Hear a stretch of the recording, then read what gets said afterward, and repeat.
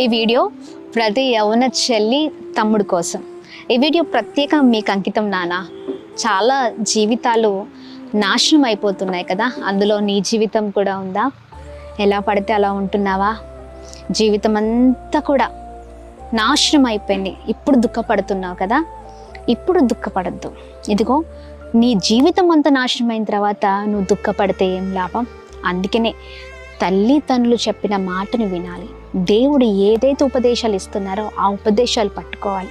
అప్పుడు నీ జీవితం మార్చబడుతుంది. తల్లిదండ్రులు ఎంతగా చెప్పినా వినని వాడిగా ఉన్నావు. ప్రాముఖ్యంగా నువ్వు వింటున్న విధానం సరిగ్గా లేదు కదా. నీ చూపులు, నీ ప్రవర్తన, నీ మాట తీరు నీకు నచ్చినట్లుగా ఉన్నావు ఇన్ని రోజులు, కానీ అంతా నష్టపోయిన తర్వాత ఇప్పుడు ఏడుస్తున్నావు. అందుకనే ఇదిగో ఇప్పుడైనా ఇదిగో దేవుని మాట విను, తల్లిదండ్రుల మాట విను. తల్లిదండ్రులు చెప్పుతున్న మాటలు వింటే నీ జీవితం ఖచ్చితంగా మార్చబడుతుంది.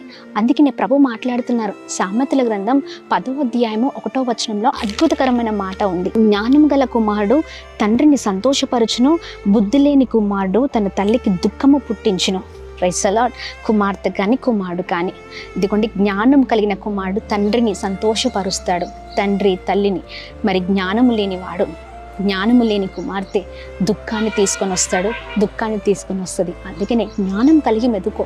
ఒకవేళ నీకు ఎలా ఉండాలో అర్థం కాకపోతే ప్రభుని అడుగు. దేవా, నాకు మంచి జ్ఞానాన్ని దయచిని, నేను ఎలా ముందుకు వెళ్ళాలి, ఎలా నడవాలి, ఎలా చదవాలి, ఏమి చేయాలి, అంతా నీ జ్ఞానం చేత నన్ను నింపయ్యని అడిగినప్పుడు ప్రభు నిశ్చయముగా చక్కని జ్ఞానంతో ఆయన నింపి నేను నడిపిస్తాను. నాన్న, నీ జీవితం ఇంకా అయిపోలేదు, చాలా ఉంది. ప్రార్థించు, ప్రభుని అడుగు. ప్రభు నీ జీవితంలో గొప్ప కార్యం చేయబోతున్నారు. Praise the Lord. God bless you all.